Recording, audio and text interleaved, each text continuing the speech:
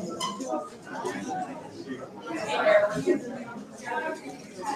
everyone, our next session is going to be starting.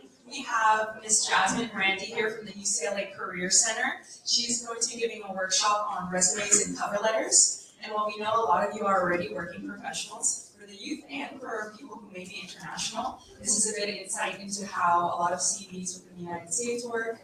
And we can give a bit of insight onto how you're able to get into a professional career. So please give me a hand in welcoming Ms. Jasmine Brandy.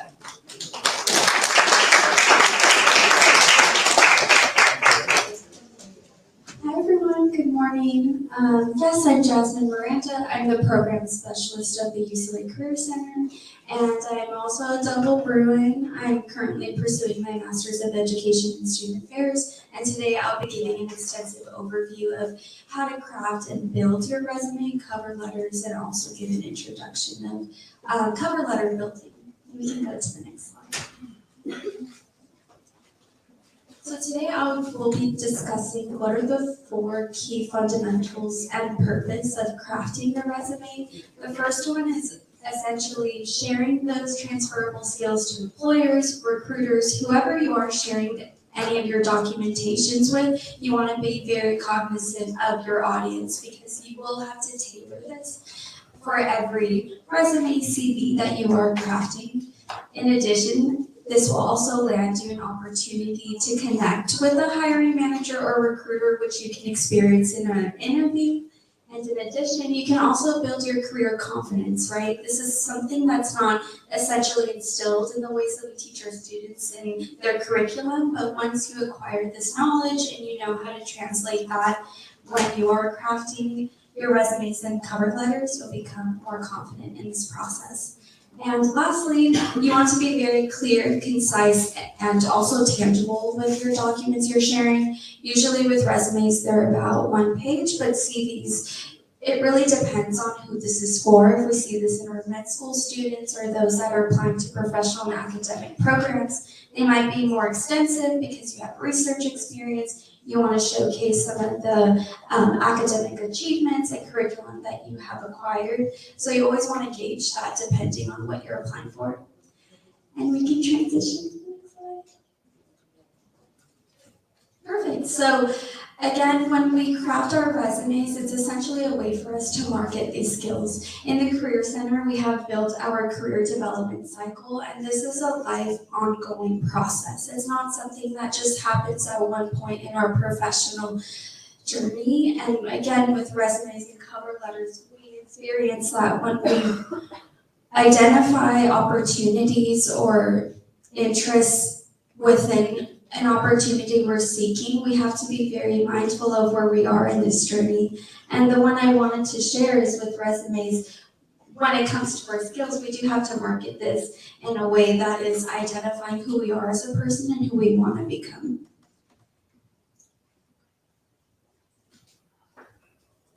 And there is no one way. I get this a lot with our students in the Career Center and just overall when we are in the process of building the documents that we have to get done, right? Students come in with this notion that, well, the one way that I have crafted my resume is probably the only way that I'll ever know moving forward, and that's not essentially the key or takeaway when we build our resumes, because we acquire new skills and new experiences, and sometimes the experiences that we have listed on a resume 5 years ago may not translate in a future resume that we want to showcase to recruiters or to our supervisors, especially if we want to elevate our personal brand. Okay, so I want to take this time to ask you all what you think about the recruiter side and how long they actually take to scan resumes. If anyone would like to share out an educated guess of what they think. The statement is posed, recruiters take an average of blink to scan a resume.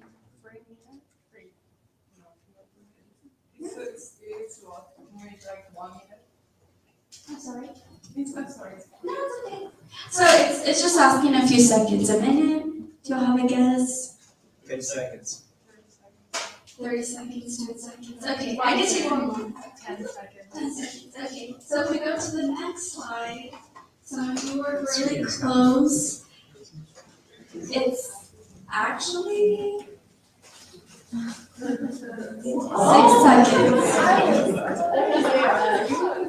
And I know for some this might be very shocking, is that correct? Right, because we put so much detail into our work, right? But for a lot of recruiters, they actually input our resumes in an ATS system, which I will share moving forward. And that's why it's imperative that when you are applying for positions and you are crafting your documents, that it is very tailored to what it is that you're applying for, because other candidates are also applying, so you want to make yourself as competitive as possible. Okay, cool. So we are going to go through a concise and tangible overview of the categories of how to conceptualize your resume. The first is the content. This is the bulk of the work and what recruiters will see when they review your resume. You want to identify what are the relevant skills, experiences, and knowledge that I have that I can apply to my resume. In addition, you also want to be very strategic and creative with your categories, which I will share in future slides. This is essentially going to highlight what are experiences that you have that aren't going to be shared in a more broader light, right? So instead of writing professional experience, you can put international youth experience for you all, since you're professionals. If you have research experience or you have worked with more international groups, or there's different outlets of engagement you have, you can also make that creative to your own personal touch. And you also want to tailor these opportunities to the company or organization you're applying for. And again, with resumes, you are essentially communicating your value and your strengths to the reader. That is, again, in a very powerful voice.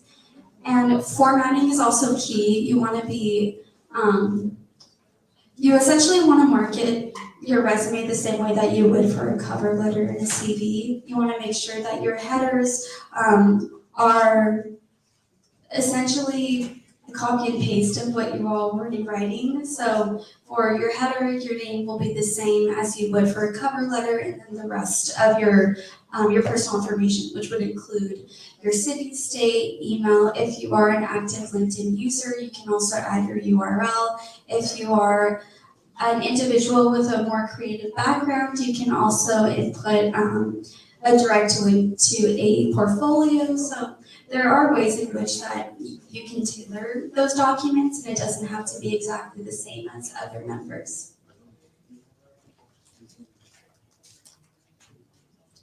Perfect, and now we'll transition to the contents included in your resume.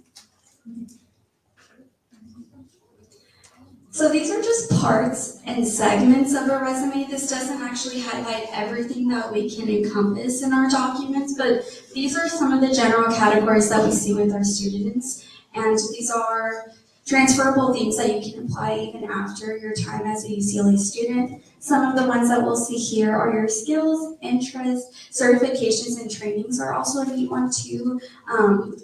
There's a resource I'll share at the end, but it's called Forge. It's a resume enhancer for students that may not have professional experiences, but really want to extend their experiences or their resume even further. That's an option. There's also community involvement and engagement, relevant content, and in addition to leadership and honors and awards. So this is our general resume template that we advise our students to use. This is a very polished and professional format of following. Some of our students do use Microsoft Office or Google as an option, both of which are free for UCLA students. And essentially, as we can see from this document, we encourage that the black is essentially what stays in your resume, but then the color-colored blue is going to be translated and changed through time. But education will always be first for our students, since that is the main and the salient identity that you are prioritizing, right? You are a UCLA student. There's obviously extensive experiences and skills that you can list. And then underneath that, you can follow additional categories that we see here. Again, if you don't have leadership experience or that's not something you want to highlight, you can also take this category out and translate that with something else that's more pertinent to you. Perfect. So this is going to be a discussion and an overview of how to tailor your resume, which was something I strongly preached on at the start of my presentation, but this is something that we don't really see often with our students, and the questions they have is, how do I tailor my resume? I understand the significance of it, but when I'm applying to multiple opportunities and I don't know how to make this different than what I've already constructed, these are 4 points that you can follow in the process. And the first one is, with employers, they're going to see if you're a fit for their position, right? They're going to take those 6 to 7 seconds and scan your resume, and from that, they're going to take keywords from their JD or their experiences or skills they're looking for in candidates and see if this is applied to your resume. If it is not, then they're going to move forward with another candidate or the other applicants who applied for the same position. So you want to be very intentional in the process. In addition to being specific, you want to add quantities. This is one of my favorites. Don't make assumptions of your experiences. If you're not exactly clear of how many members or students you've worked with, as an example, you can always connect with your supervisors or colleagues in the space and ask for overall student engagement or client engagement, and from there you can gauge what the quantifying variables can look like on your resume. And in addition, utilizing action verbs is key. This will always be the start of every bullet point. You'll never start off your points with I statements, first or second person. It'll always go straight to the impact, and from there it'll follow results and who was involved with it, the context of your points. And in addition, you want to use the position descriptions as a guideline when you are crafting your resume. I'll give an example of this in future slides, but from this, what I encourage is, when you are coming across a position that you like, always save it, right? I encourage you to print it if that's something you're interested in, or if not, you can highlight their key job summary goals of a candidate, and then from there you can identify if this is also relating to your personal experiences, and from this point you can then begin crafting your resume. Okay. And this is the creative outlet that I was discussing at the start of the presentation. You want to be very strategic and creative with these, right? You don't want to keep them broad because it's not going to speak to the wider audience. And what I mean by being creative in this process is, if you have more activities involvements, or maybe there's more awards, there's campus involvement engagements, or you are a researcher and you have a lot of projects that you want to highlight, you can always tailor these categories depending on what experiences you have, right? This isn't going to be a category that we'll see repetitively with every student, because it does change depending on your unique experiences and what you can offer to the company.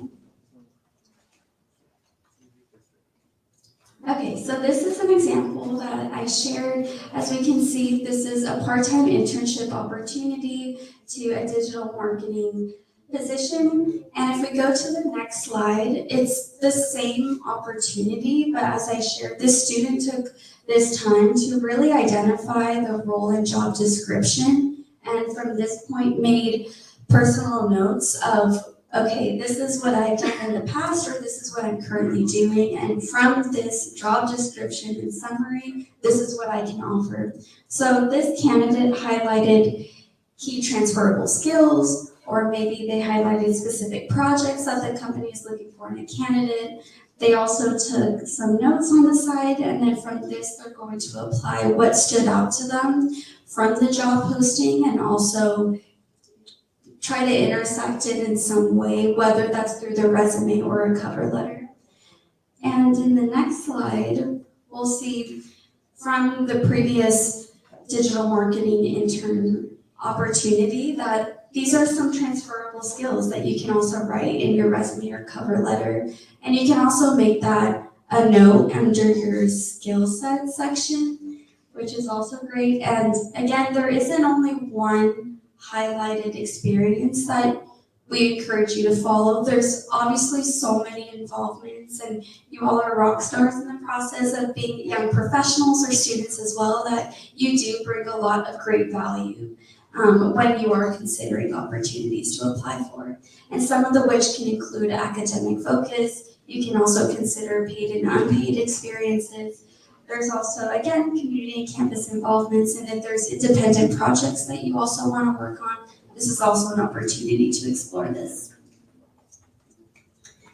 And then when we identify skill gaps, this is more of an internal reflection for yourself. When you are crafting your resume, you want to ask yourself if there are skills or gaps that I can fill in as a future candidate. If you're applying for a position and recruiters are looking for a candidate with more extensive experience or knowledge in data management, but maybe you don't have that, this is a skill that you can work towards if you'd like. And as I mentioned again in the previous slides as well, how can I network and also put my foot in the door to connect with those that have these outlets or have these connections, because this is an area of focus that I want to work on and grow. And that's a skill that you can acquire in time.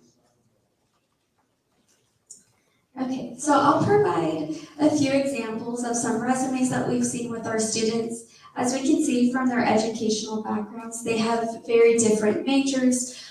Some might be four-year students, they came in their freshman year, others are transfers in their first year juniors. And if we look at their categories, they're very niche to their own experiences, right? Some might focus specifically on research, depending if they're on the pre-med, pre-health track. Others may have more experience in the academic realm and they want to continue doing research, get a PhD, right? There's a lot of more contextual evidence that we can find from the resume, just from the extended overview that we see here. Resumes are also one page. I just wanted to emphasize this. CVs are more extensive. We typically see CVs range from 2 to 5 pages, but it can vary depending on what exactly this is for. If you're applying again for graduate or professional schools, they're about 2 to 4. And then you can also see that for our pre-med students. And again, this is just another example, right? So as we can see from the fourth resume on the right, this student actually centered all their categories, but the student on the left had it completely moved to the left side, right? So there is no right or wrong, as I shared. There is no one way of going about this, but you also want to be very intentional with whatever you decide to do, because you want it to replicate the rest of the categories and not have some centered and some moved to the left or the right. Again, it does go through an ATS system, so if the recruiters or the hiring managers catch this bug, they may not move forward in your candidacy. Okay, great. So with resume building, the key part of this process is learning how to effectively and strategically build your bullet points. And there's a 4-step framework that we've adopted and follow at the Career Center. The first is the what, the second is the how, including your details and ending off each point with your results will make a very strong bullet point. Usually with students, if you have a hard time identifying the results or how to navigate this, we encourage you to come by the Career Center and we can identify this gap for you.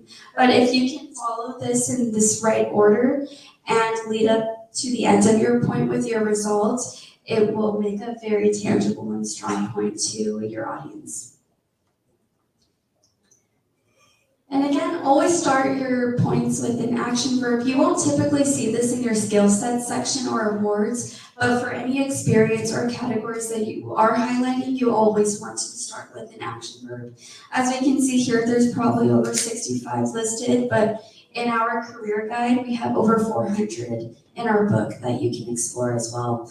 And you also don't want to be too repetitive with action verbs used. You want to be very intentional with the ones you are selecting, because it might vary depending on what was the what, right? Who was the population you're working with, and how did that result in this specific experience? Okay, so these are examples from a good bullet point to a great one, right? And these are actual experiences that we've seen in the Career Center. So from the first one, a student shared that they posted on interviews or on newspaper,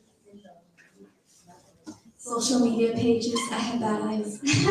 And as we can see, right, we worked with our students to try to, poke their brain a bit more. We don't know where they posted this or the platforms they used, how they even began the process of creating a newsletter, right? There's so many ways of going about this in the professional realm, but from this conversation, we were able to gauge a more extensive bullet point that was able to build on their previous point that they crafted themselves with support in identifying, actually, this is what I used, or you know what, I did not expect to shift my understanding of the experience that I've already listed into something that's more extensive, and it provides more context for my readers. And this is key, right? You don't want to rush in the process of your points. We know it takes a lot of time, but if we look at the red and the green points, we can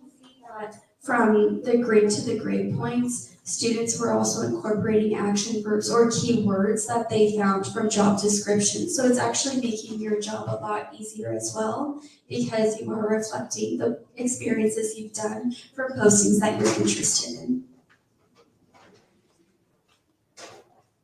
And this is an example of additional points that we can see from actual experiences. This student is interested in research, and they also work for the Daily Bruin at UCLA.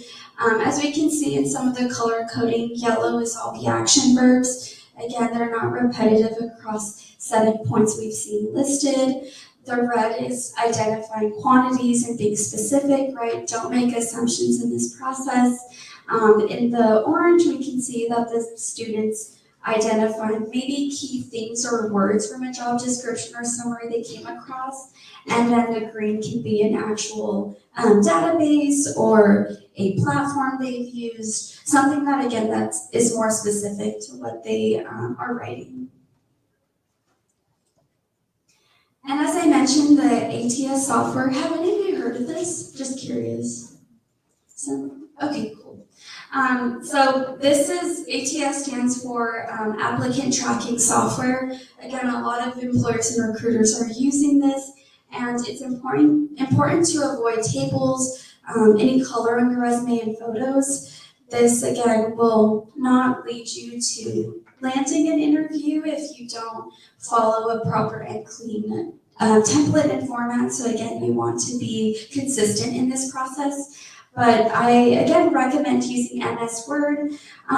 It does say not to use Google Doc, but if it is something that you are comfortable using, you can start with that, and then you can meet with a professional at the Career Center and learn more about how can I export this from a different site so that I don't have any issues with an ATS, concern moving forward. And yes, here you can access it for free. It's also available through UCLA IT systems. They have a wide variety of resources and services you can use, and this is one of the ones that you can access. It's also on our website as well. Okay, and then with forwarding your resume, you can transition to the next slide. Okay, so again, with a more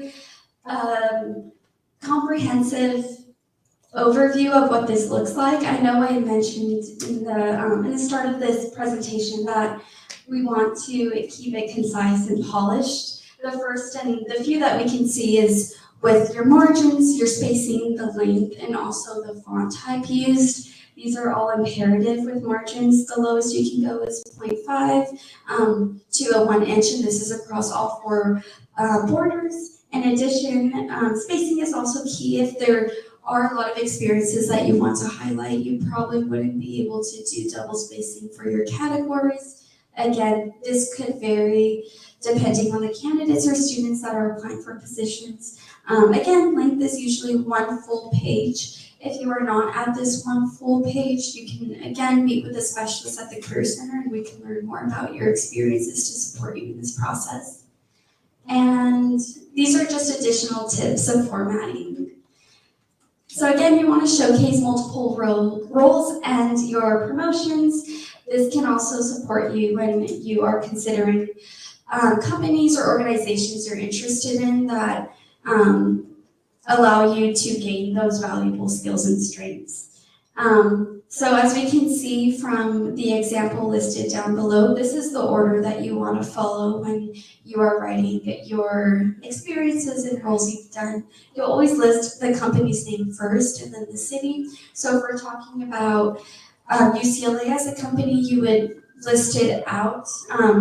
You can spell it out if you'd like. You can put University of California, Los Angeles, or if you've already listed that in your education experience, then you can just put UCLA as the acronym, and then you'll list Los Angeles or Westwood. You don't need to include the zip code. And then underneath the company, you'll list the role you've done.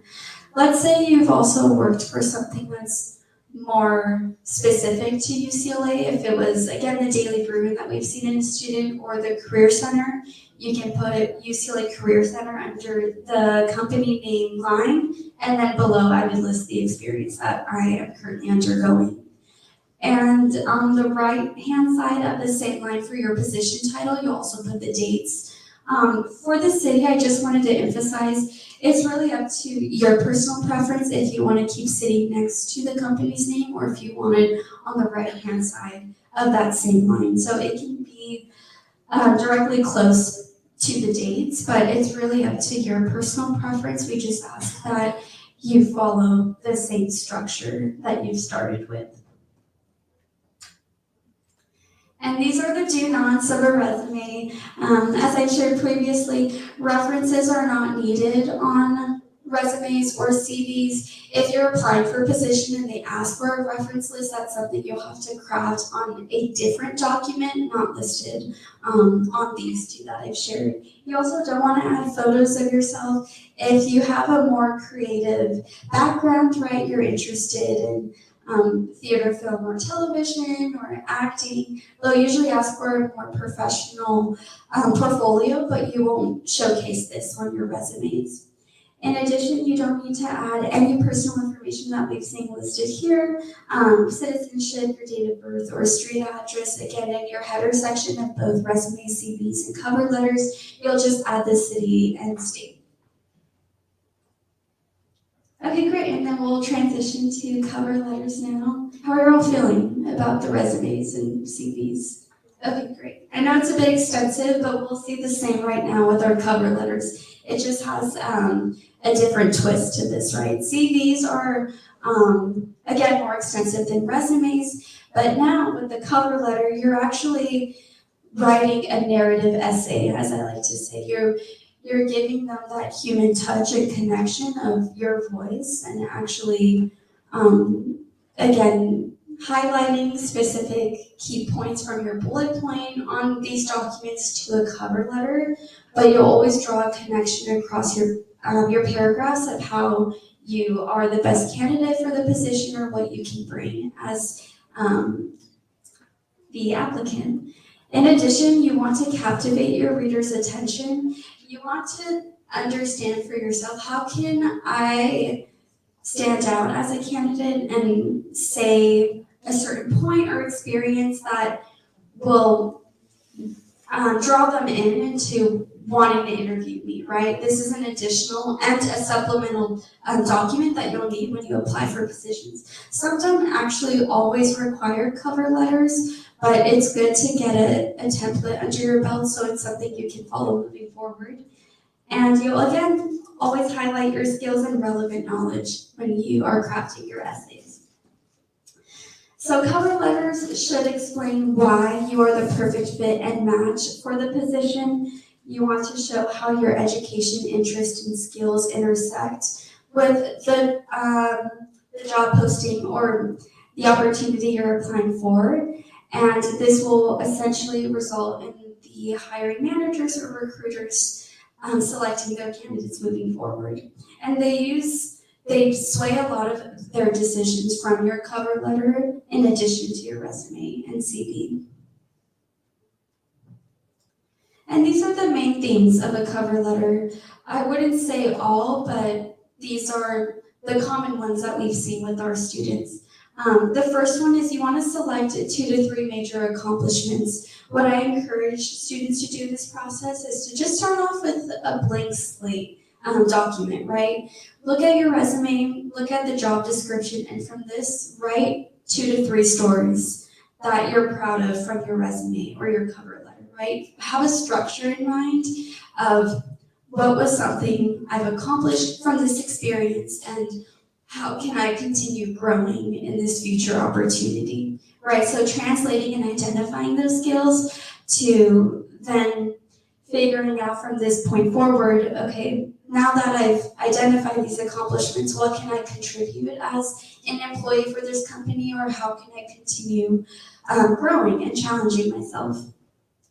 You also want to connect the opportunities needs to your skills. So if you see that they are looking for a candidate with a certain amount of skills, and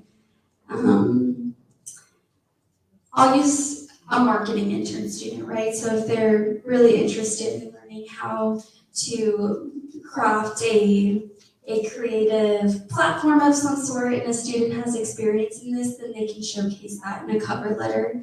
And in addition, we want to make sure your writing is relevant of you. You really want to hone in on that personal connection of what you can offer as a candidate, because all cover letters will be different from those that they read. So if you connect that, again, to your personal experiences and what you can offer, it'll really shine through. Okay, and now we will discuss building your cover letter.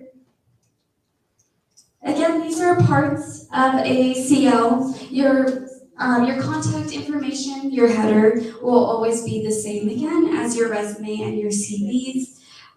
You'll have an intro, a body, and a closing. These are, again, the 3 main themes as I've shared, but also the 3 paragraphs that you'll follow in this process. And you'll also want to do a signature at the bottom, include the date, the address, and the company's information. So if you know the hiring manager or the committee that will be interviewing you, some actually indicate this from the posting itself. You'll also want to add that at the top of the mailing address. And if you don't have that as well, you don't have to stress yourself out about not incorporating that. A lot of companies and recruiters are flexible with this, since we know that it's not posted on their site. But what I encourage is, if you have a contact name or number of a recruiter who did post the opportunity, you can reach out to them and indicate your interest of the position. And you can also ask them if there's a direct name or employer that you should be writing this to.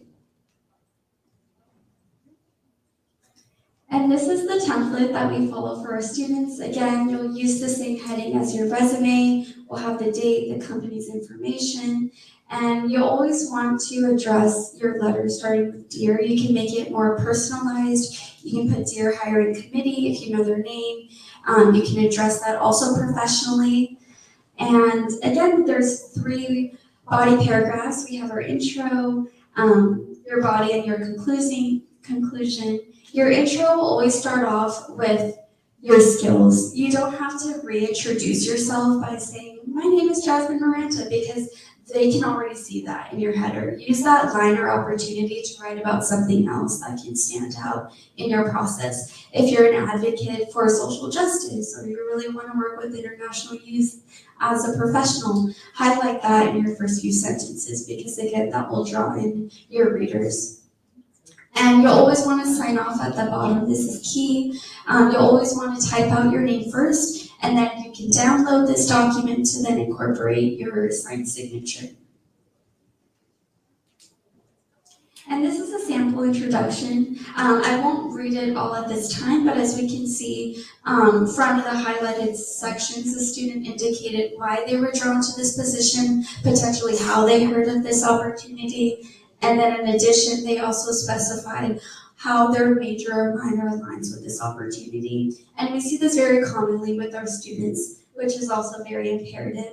This isn't exactly the format that you have to follow, but hopefully this screenshot is a guide for you when you jumpstart this process. And these are sample body paragraphs. This is the main body and it's not the concluding, but as we can see here, again, students are indicating some tangible and specific experiences from what they've already written on their resume or CVs. And they are drawing their connections from what experiences or categories that they will be discussing at this time, and again, how that aligns clearly and very closely with the opportunity they're applying for. You always want to incorporate maybe the company's mission or the values that are also salient to you or that stood out to you, and you can also add that in your body paragraphs. It'll also be key in the interview process, but if you want to showcase that in 1 to 2 sentences, that can also help you stand out as a candidate. And this is a sample concluding paragraph. This student is essentially tying everything that they've shared from the previous 2 paragraphs and closing off with a very strong statement. They are taking this time to express their gratitude in applying for this position and hopefully hearing and connecting with them at a future time.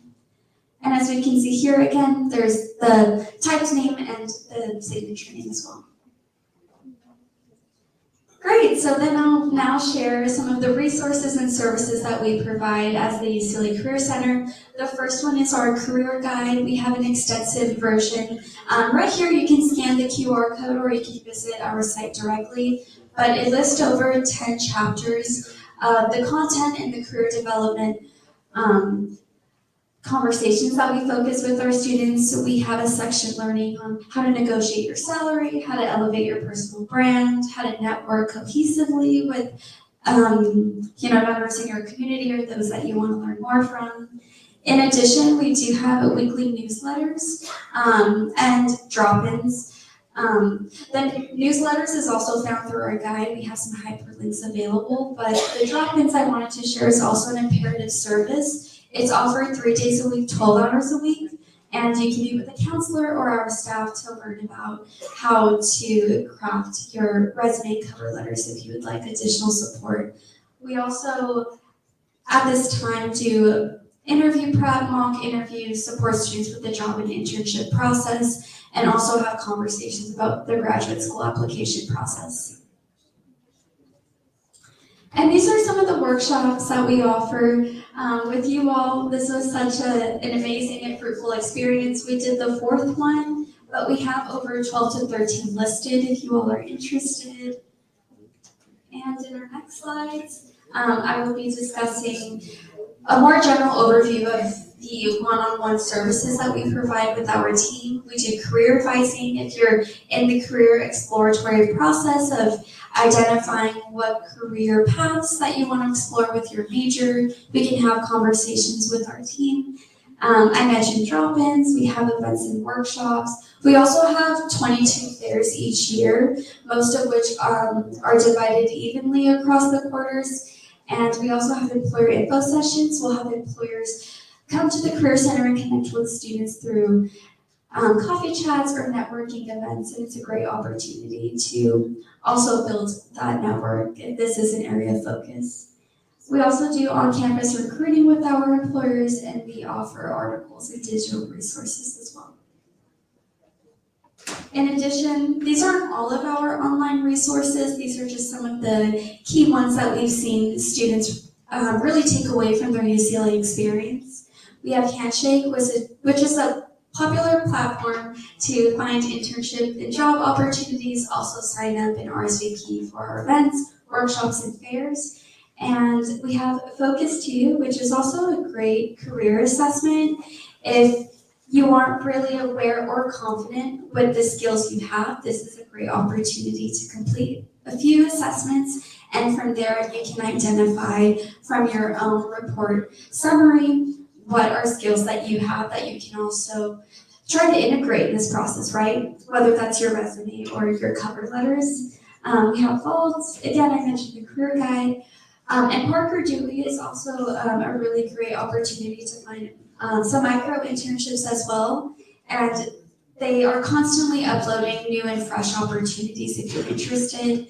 If you're seeking internship or job roles within the international scope, I would say going global is probably the first platform that you should definitely explore. And Forge, it's a resume enhancer. It's a really great opportunity to build some training experience, and these are also certificates that you can add on your resume. Again, if you don't have that extensive one page and you are really trying to reach that point or make this a goal, I would definitely invest and look into Forge. And it is a self-timed experience. You don't have to do this all in one sitting, but once you've completed, you'll earn a certificate. And these are our additional resources, again, all of which are available on our website, but these are great opportunities to connect with us more broadly other than the workshops we provide. We also have an Instagram and social media platform. We are constantly having conversations with students on how we can support them even further. And a new resource I wanted to share is we have an Iris Air photo booth. You can take free headshots at the UCLA Career Center anytime. You don't have to schedule an appointment. It's available 9 to 4:30, Monday through Friday. And you get 3 photos and they're automatically emailed to you after your session. And this concludes my presentation. It was so nice connecting with you all. And if you have any further questions on how I can support you or the Career Center can support you in your professional development process, you can definitely contact me. And my email address is available on our website. Thank you.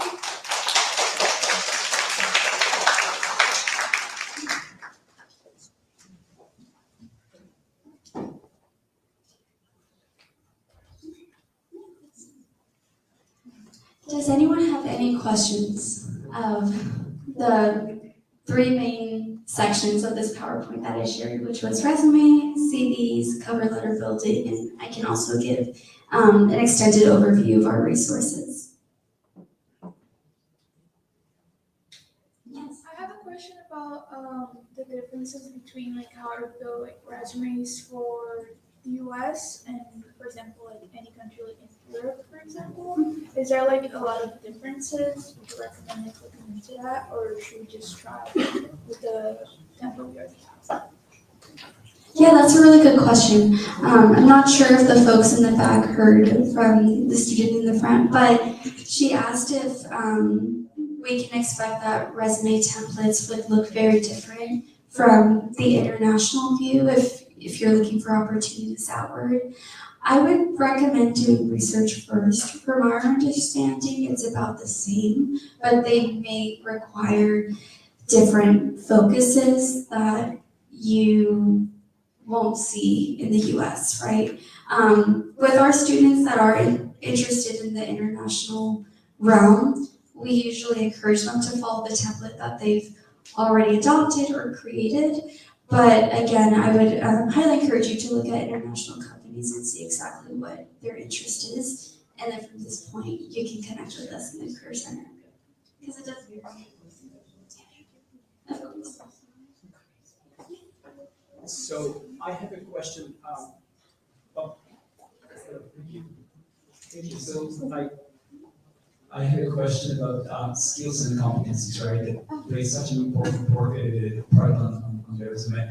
The question that I have is, okay, so I graduate with a degree in psychology, geography, math. What is it that I can do in terms of my skills and competencies that I can put on the resume? So the question is, are there any conversations with faculty who teach those topics so that they know to inform students, hey, guess what? As a result of this course, this is what you can do. These are the things you can put on your resume. Yes, that's a really great question. With the faculty perspective and more of their curriculum development. I would hope these are conversations we're having with our students, but the art of skill communication isn't something a lot of our students are confident in, right? As you shared, a lot of the broader majors like geography, psychology, there's so much opportunities to be versatile with our degrees that we don't always know how to identify these skills. Usually with the conversations I have with my students is I'll learn more about what they've learned in their time at UCLA with an academic focus, but I'll also want to know, what are you doing outside of academia? What are your involvements? And from these conversations, I'm able to pull some key themes or words that they're sharing. And from there, they're able to identify, wait, I did not consider this as a skill or a competency. What I will share too is NACE, which is a National Association for College Employers, are seeking 8 competencies in all college students.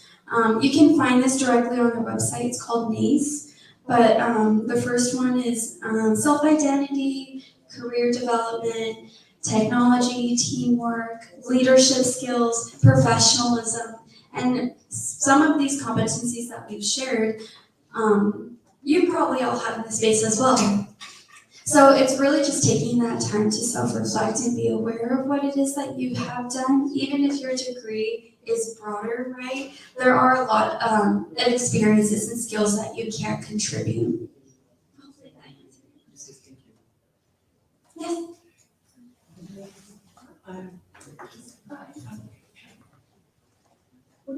Applications for the workforce and or academia which require visas of any sort when applying for international places. Is there anything specific on that application that either recognizes that that's in need of or makes it more competitive, makes a candidate more competitive for those workforce visas? Yes, that's also a really great question.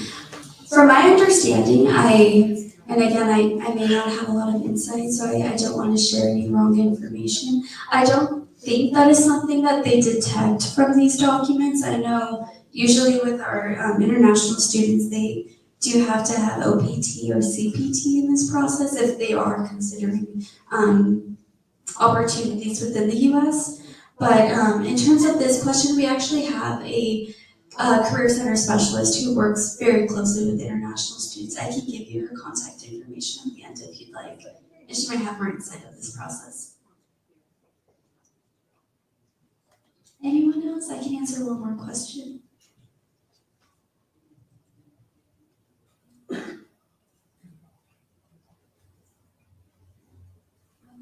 you so much. My question is, because reviewers of your CVs, they take so little time to go through all of your information before they move on to the next one. If I have an experience that is that I believe is very impressive and relevant, but it's not present and it's placed sort of lower in terms of chronological order, does that hinder its impact in terms of my overall portfolio? Also a great question. To answer it short and sweet, no, it won't hinder you in any way.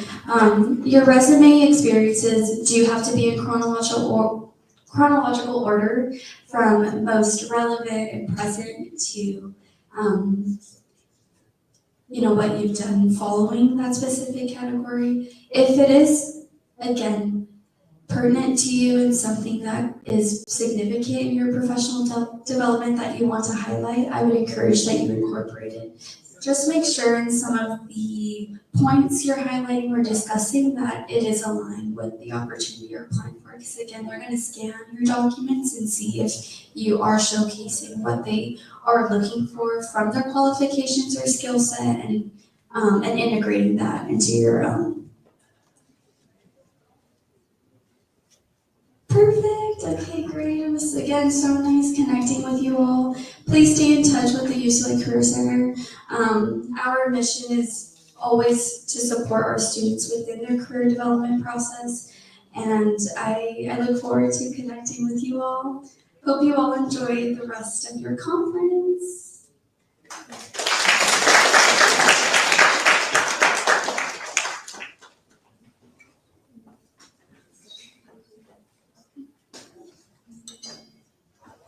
so much to Ms. Miranda for the amazing presentation. I hope you all are able to learn something new about how CVs and resumes make a big difference, and especially how in the international community we can adapt and overcome some of the barriers that might be present when it comes to youth development and job applications. Our next session is going to be starting in a few minutes. It's going to be a presentation, a workshop by Jóvenes Unidos. So please stay tuned and we will reconvene in a few minutes. Thank you.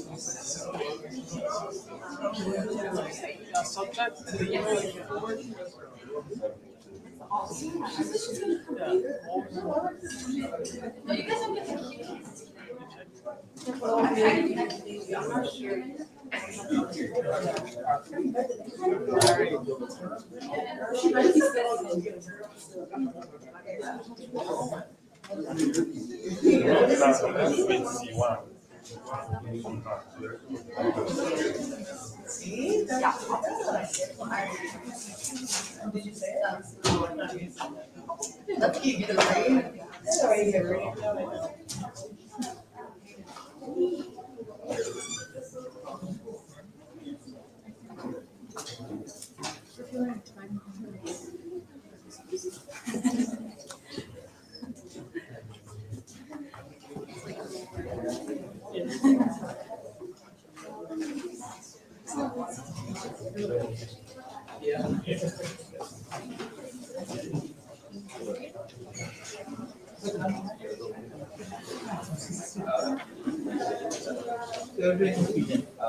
we came in and then put this.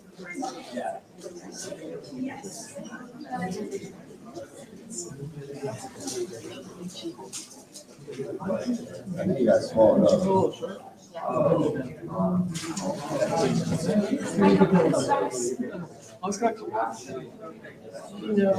University of Southern California. You know?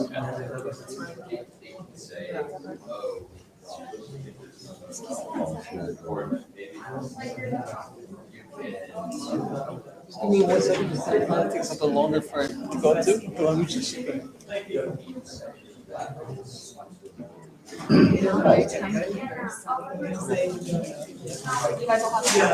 too much, okay. He's talking to everyone. German, and that's it. I do have a please stop. Yeah. What's your name? It's teaching. You know German? You know any of it?